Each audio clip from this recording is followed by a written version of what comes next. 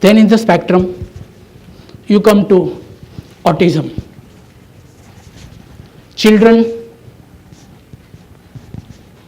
when they are born, all of us love to relate to them. Their enchanting smile, and then our entire day transforms into a golden day.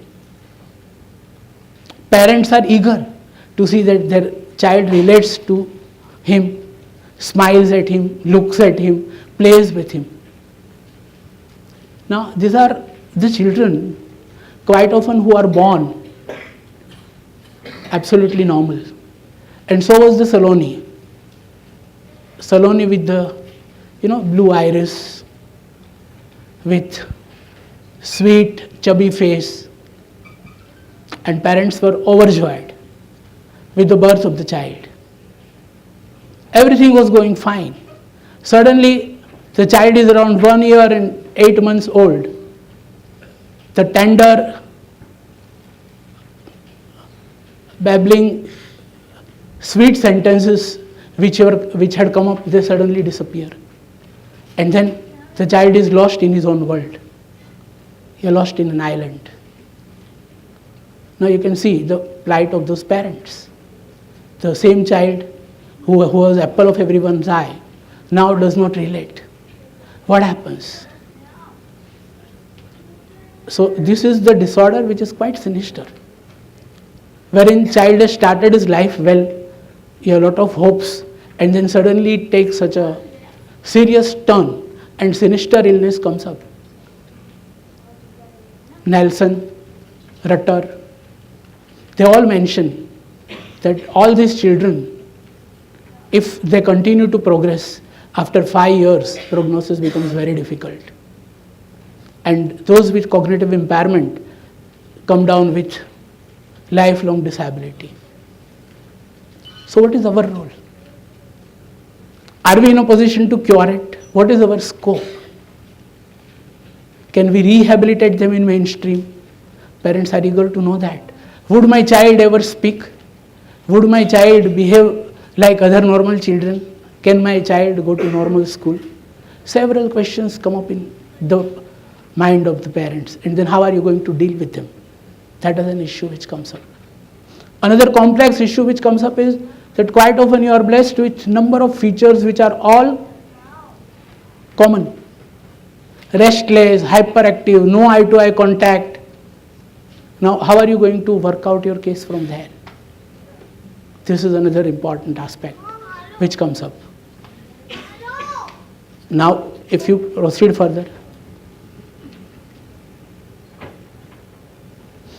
Now, when we go ahead, we find that these children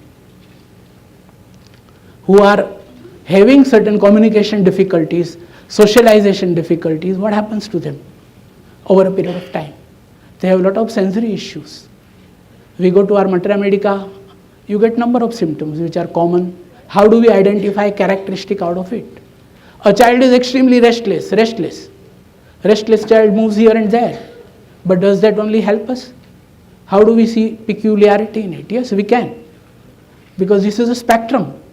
You come across a child who is extremely restless, he moves here and there, he would find out some place, some height from where he has to jump.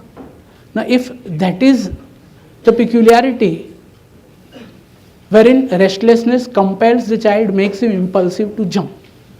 You have got another child who is terribly restless but scared of sitting even on a stool, might fall down. Leopard jump, will not go to swings. So you have got both these dimensions. You have got children with gravitational fears who are restless.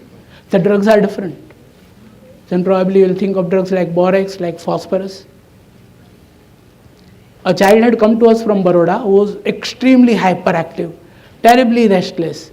And no moment, even there is a slight height like chair, he would go on that and jump.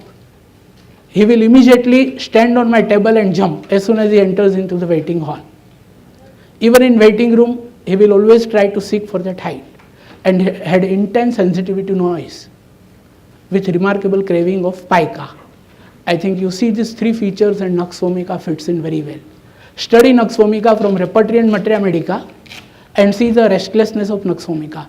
We know the industrious nux vomica, adult, but restless nux vomica child is equally interesting. Now this impulse to jump is PQRS in nux vomica, and mother complimented that after first dose of nux vomica in 3 months, he spoke first word of his life. So these are the dimensions, how we identify peculiarities, characteristics, how we make various correlations. You come across very bad special child with lot of suppression. Even some children are given ECTs, heavy allopathic drugs. Try to see what are the peculiarities emerging. One child who had received ECT repeatedly was referred to me from South. Now this child had developed one strong feature later on, that he will go on smelling all the objects and would be obsessed with the dirty objects. This peculiar sensitivity of obsession with dirty objects and correlated with massive suppression which was there in the childhood and a hot child. When we referred repertory, this sniffling, smell, which came up very strongly in sulfur. And sulfur helped that autistic boy. So you correlate with the past, you correlate with the present. I'm just presenting you the whole map. So there are several ways from where you will have your own correlations. And from such experiences, now we had wonderful case of cerebral palsy which Dr. Kate will share with you, that how various characteristics were identified at sensory level. So what I'm saying is, children will present with you restlessness, which is kinetic level. Children present you with sensory impairment, which is sensory access. Identify peculiarity at all these levels, and maybe we'll be able to appreciate autism in a precise way.